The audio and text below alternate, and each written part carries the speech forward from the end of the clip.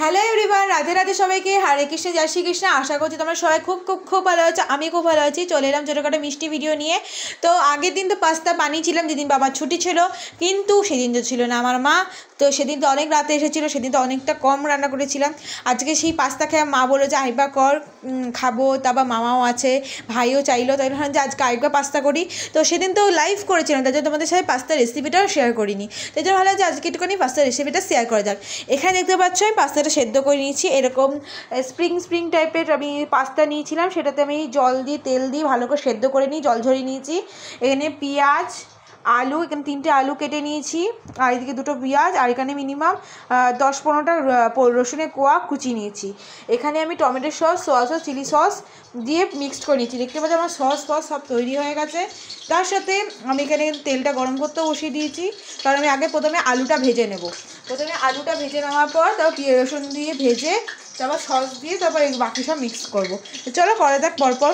তো এইদিকে আমি দেখতেই পাচ্ছ ভালো করে তেলটা গরম করে নিয়ে একটু নুন দিয়েছিলাম, কারণ যাতে তেলটা ভালো করে তেলটা যেন না ছিটকায়।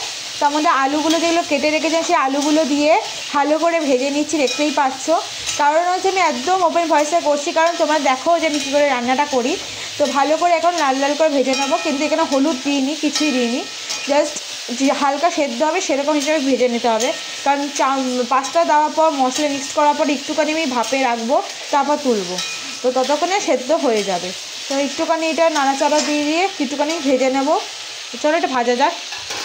তো তোমরা কে পাস্তা খেতে ভালোবাসো তারা কিন্তু অবশ্যই কমেন্টে জানিয়ে যেও। আর কী পাস্তা খেতে পারছো সেটাও জানি। এটা কিন্তু আমার চাউমিন পাস্তা হচ্ছে, চাউমিনের মতন করে বানাচ্ছি। যাই হোক, করতে থাকি। তো ফাইনালি আমার কিন্তু আলুটা ভাজা হয়ে গেছে। আলুটা হালকা সেদ্ধ করে একটু লাল করে ভেজে নিয়েছি, দেখতেই পাচ্ছ। তো আলুর জন্য বুঝতে পারছো নাকি জানি না। তো ভালো করে ভেজে নিয়েছি। এবার কিন্তু তেলটা কিন্তু এর সাথে একটু সর্ষের তেল মিশিয়েছিলাম। তো এর মধ্যে আমি দিয়ে দেবো হচ্ছে তোমার এই যে কেটে রাখা পেঁয়াজ আর রসুন।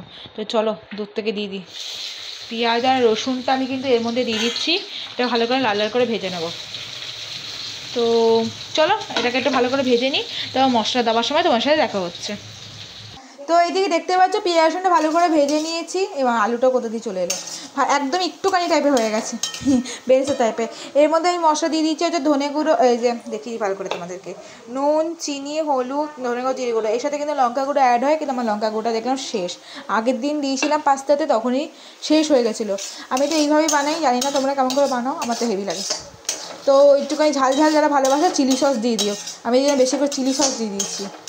তো ভালো করে আগে মশলাটা ভালো করে মিক্সড করে নেবো, একটু কষিয়ে নেবো। তারপরে আমি দিয়ে দেবো হচ্ছে আমার সসগুলো।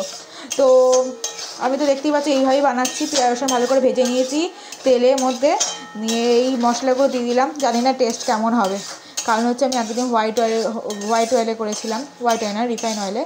তো তার সাথে ইয়েটা করেছিলাম, আমাদের লঙ্কা গুঁড়ো ছিল। আজকে অনেক একটা জিনিসই নাই, আর আজকে অনেকটা করছি সবাই খাবে বলে।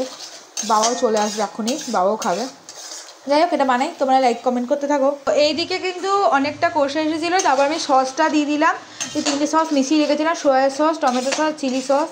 যাই না আর তো সস লাগবে নাকি, আমার তো মনে হচ্ছে লাগবে, দেখি মাখা যাক। তারপর সসটা একটু মিশিয়ে নিয়ে এটার সাথে তারপরে আমি দিয়ে দেবো আলুগুলো, তারপরে দেবো পাস্তা।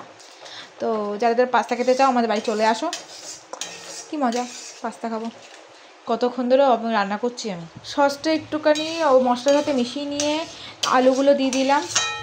তো এবার সব মেশানোর পালা, আর কিছু দেওয়ার নাই। তো লাগলে শুধু একটু সসটা লাগতে পারে। মনে হচ্ছে আমি এরকম করে তুলেই খেয়ে নিই। আলুগুলো দিই কেমন ক্রিম, মানে দারুণ লাগছে খেতে, জুসি ব্যাপার একটা। এরপর দিয়ে দেবো হচ্ছে আমার এই পাস্তাগুলো। চলো পাস্তাগুলো দিয়ে দেওয়া যাক। পাস্তাটা দিয়ে দিয়েছি, যেমন করে ওখানে সেদ্ধ করতে দিয়েছিলাম সেরকমই রয়েছে। তো এটাকে ভালো করে মিক্স করে নেওয়া যাক। তো দেখতে পাচ্ছ ফাইনালি আমার পাস্তা রেডি। তো ফাইনালি এদিকে আমার পাস্তা কিন্তু রেডি। তো দেখতেই পেলে একটুখানি সস লেগেছে, কেন মশলাপাতি নিয়েছি এইটুকু, পাস্তা গেছে এতটা, তাহলে তো প্রবলেম হবেই। তো সেই জন্য ঠাম্মিকে দিয়ে একটুখানি সস নিয়ে নিলাম, 3 রকমের সস।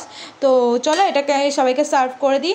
আজকে ভিডিওটা ভালো লাগলে অবশ্যই like comment share subscribe follow করে দিই। এখন তো টাটা, দেখার জন্য একটা ভিডিওতে।